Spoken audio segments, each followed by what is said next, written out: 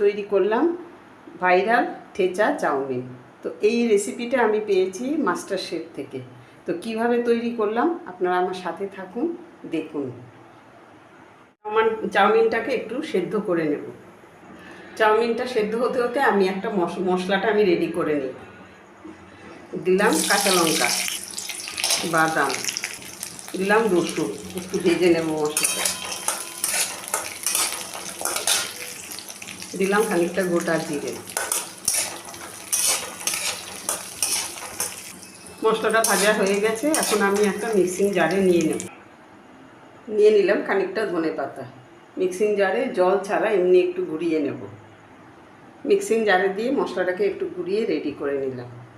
তেল গরম করে দিয়ে দিলাম রসুন কুচি, সেই সাথে দেব গাজর আর ক্যাপসিকাম কুচি একসাথে একটু ভেজে নেব। নুন দিলাম, ক্যাপসিকাম আর গাজরটাকে মিশিয়ে নিলাম, একটু ভেজে নিলাম। এখন দিয়ে দিলাম থেতো করে রাখা মশলাটা, আবারও খানিকক্ষণ ভেজে নেব।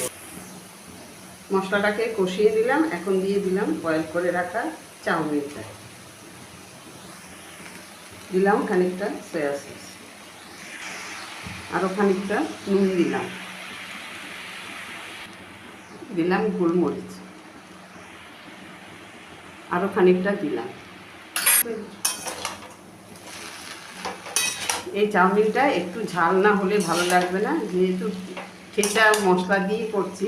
তো আপনারা আপনাদের স্বাদ অনুযায়ী ঝালটা কম বেশি করে নিতে পারেন, কিন্তু যেহেতু আমার ঘরে একটু ঝালটা বেশি চলে, সেই জন্য ঝালটা আমি একটু বেশিই দিলাম। ভালো করে সব মিশিয়ে নিলাম, এখন উপর থেকে আরও খানিকটা ধনেপাতা ছড়িয়ে দিলাম।